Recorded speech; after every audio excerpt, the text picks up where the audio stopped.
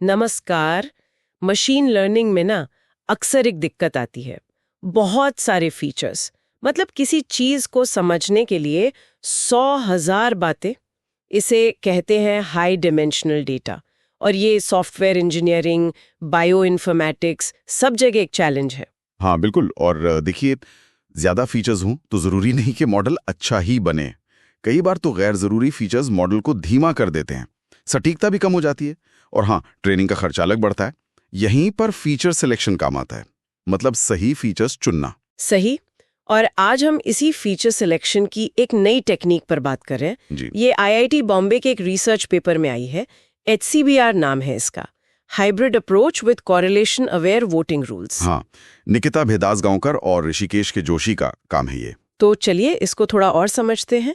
ये HCBR क्या है, कैसे काम करता है? हाँ बिल्कुल। देखिए, फीचर सिलेक्शन का मकसद तो यही है कि मॉडल सिंपल बने, तेज हो और ज्यादा सटीक भी। पहले से कई तरीके हैं।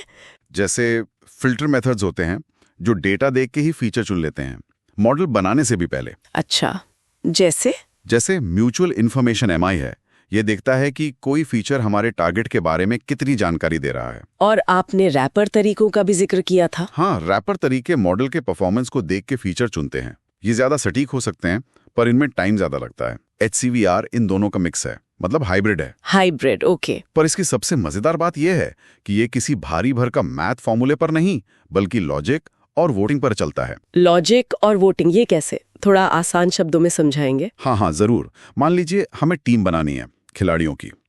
HCBR दो चीजें देखता है। एक तो खिलाड़ी खुद कैसा खेल रहा है, ये हुआ फीचर और टारगेट का कनेक्शन, मतलब P to T correlation. Okay, खिलाड़ी का परफॉर्मेंस। और दूसरा, क्या ये खिलाड़ी किसी दूसरे अच्छे खिलाड़ी जैसा ही तो नहीं खेल रहा है, मतलब कहीं दोनों एक ही काम तो नहीं कर रहा है।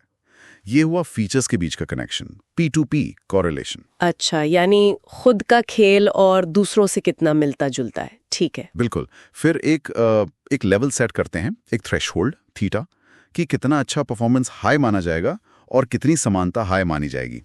इसके बेस पर कुछ रूल्स बनते हैं। जैसे एक रूल हो सकता है, अगर खिलाड़ी का performance high P to T है और वो किसी दूसरे अच्छे खिलाड़ी से बहुत अलग लो P to P है, तो उसे टीम में रखने के लिए एक वोट दो। अच्छा, ऐसे रूल्स वोट करते हैं। हाँ, ऐसे कई रूल्स हर फीचर या खिलाड़ी के लिए वोट करते हैं, 0 या 1। फिर जिसके हक में ज्यादा वोट, वो टीम में, मतलब फीचर सिलेक्ट हो जाता है। और जिसके खिलाफ ज्यादा वोट? वो बाहर। ये प्रोसेस बार बार चलता है, इटरेटिव है। शुरू में सारे फीचर्स होते हैं, फिर वोटिंग से धीरे धीरे कुछ हटते जाते हैं। इसे बैकवर्ड एलिमिनेशन कहते हैं। और वो जो थ्रेशोल्ड था, थीटा, उसे भी एडजस्ट कर सकते हैं। सुनने में तो ये काफी लॉजिकल लग रहा है। सीधा भी इसको टेस्ट भी किया गया होगा? हाँ बिल्कुल। इसे स्पैम बेस्ड डेटा सेट पर टेस्ट किया गया। ये स्पैम ईमेल पहचानने के लिए काफी इस्तेमाल होता है।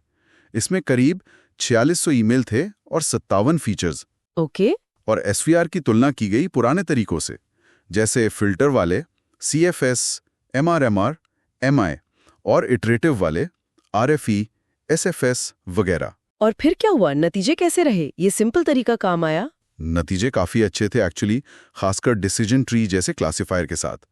SVR ने एक्यूरेसी और प्रिसिजन दोनों मामलों में कई मौजूदा तरीकों से या तो बेहतर परफॉर्म किया या बराबरी का। अरे वाह!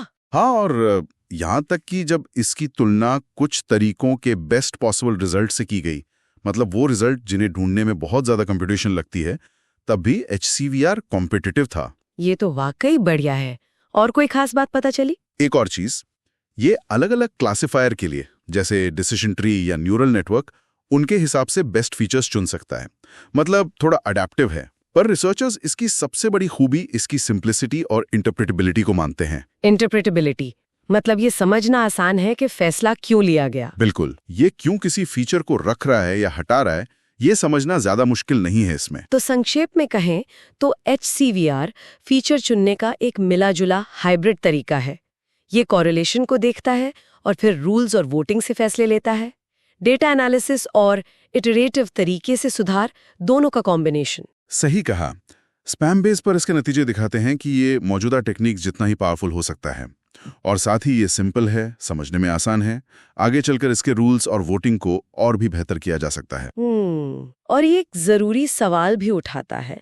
AI और ML की दुनिया में जहां पारदर्शिता बहुत मायने रखती है, जैसे मेडिकल फील्ड में या लोन देने में, क्या वहां HCVR जैसे सिंपल रूल बेस्ड सिस्टम्स ज्यादा भरोसेमंद मॉडल बनाने में मदद कर सकते हैं, जहां ये जानना कि कोई फैसला क्यों लिया गया उतना ही जरूरी है जितना कि फैसला खुद?